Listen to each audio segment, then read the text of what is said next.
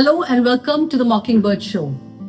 Today is a book reading session, and I would be reading out bits and parts from two chapters which are very interesting from my book, The First 5 Years Decoding Childhood, Empowering Parenthood.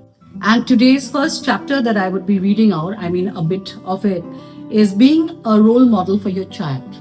During the early childhood years, as well as during adolescent ages of your child, the parents are generally the role models. They follow what the parents do. It's through examples that they learn. And sometimes what you say also is irrelevant, but what you do is actually really copied by your child. So let's get into this chapter a bit. I'll be reading out from here so that you buy the book and complete the rest of the chapter. Being a role model for your child. Children pass through various stages of development from infancy to adulthood, each phase contributing to their physical, emotional, intellectual, and social growth. At the heart of this developmental journey is the family, with parents serving as the child's first and most influential role model. How parents conduct themselves deeply impact the child's worldview and behavior patterns. The parent as the first teacher. The role of a parent extends far beyond caregiving. Parents function as guides, mentors, and coaches, offering children opportunities to explore the world and learn through everyday interactions. A healthy parent-child relationship rooted in trust and consistency becomes the foundation on which children build their understanding of the world and their place in it. Parents influence their child's value system not just through instructions, but through their actions. When parents model kindness, integrity, empathy, and responsibility, these values become ingrained in the child's behavior. The power of imitation. Children are observant and intuitive. From a very young age, they begin to mirror the behaviors they observe in adults, especially their caregivers. If a parent shows respect to others, maintain honesty, or practices gratitude, the child will gradually absorb and replicate these actions. Conversely, children also imitate a negative behavior such as aggression, prejudice, or disrespect. I quoted a real life incident from one of my schools where, there was this boy, his name is Change, and he used to, bully all the teachers and his friends, saying that if you let me write or tell me to write, I'll put you in the jail and all of it. And then later when we had a meeting with the parents, we got to know that the mother-in-law of that parent, the mother of the child, the grandmother, in fact, had a very strong hold in the family, and she used to, dominate all the house helpers, in front of him. And so he used to, imitate that and bully the others in school. So I have quoted some life examples here as well. And then this chapter, goes on to touch upon important points like consistency in value and actions, admitting mistakes and modeling growth, emotional connection through conservation, walk the talk, and so forth. So this is a very, very interesting chapter. And to read it completely, grab a copy of the book. Don't forget that. Another chapter I would like to read, a bit of it, is Building Hearts and Bonds, the role of socio-emotional development in early childhood, because this is the time where bonding is formed, where children learn about peer relationship, they learn empathy, social skills, they learn compassion, love, tolerance, honesty, and so many other things, So these early years are basically the bedrock where such skills need to be instilled so that the child grows up to be a very well-rounded individual, somebody with a lot of emotional intelligence. So let me read a bit of it from this chapter.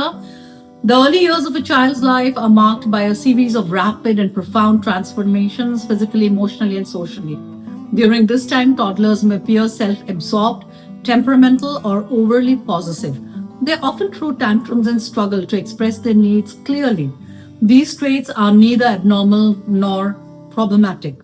In fact, they are indicators of a child in the process of developing critical socio-emotional skills that will lay the foundation for healthy relationships, self-regulation, and empathy in the years to come.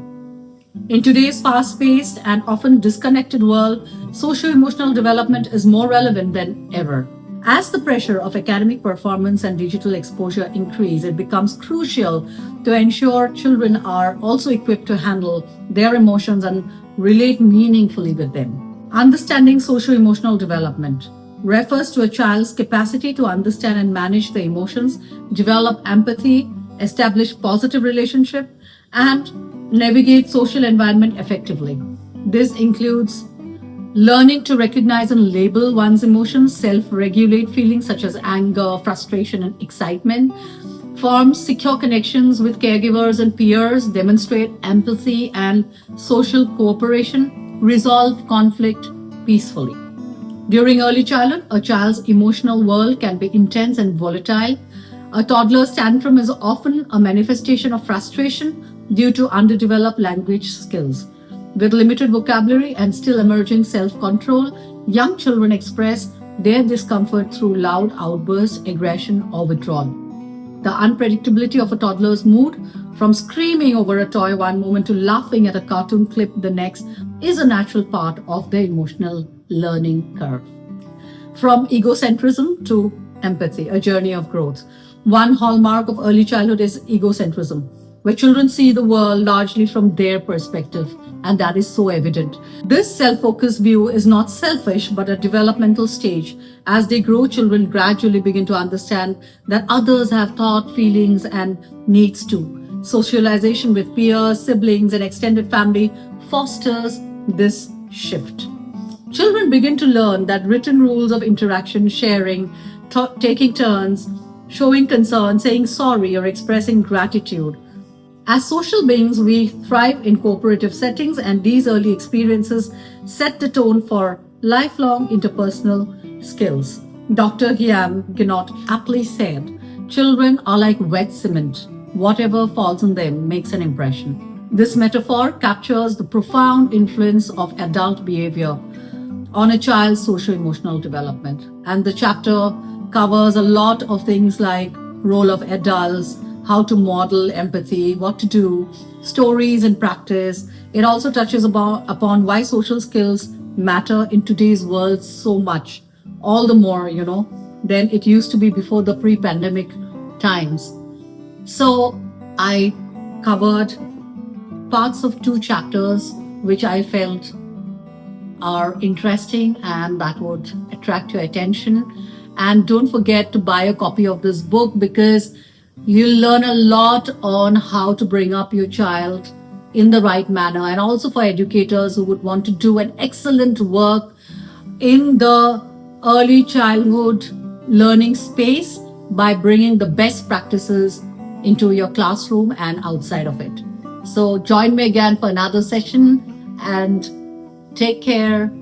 Love you, stay blessed, and don't forget to subscribe to my channel. It is very important. I've been seeing that there are a lot of people who are watching the shows, but they have forgotten to subscribe. Don't forget to subscribe, because you will get to know whenever a new episode is out. And if it is of interest to you, you can delve into the aspect of the topic that I will be covering. So see you again next week. Until then, bye-bye.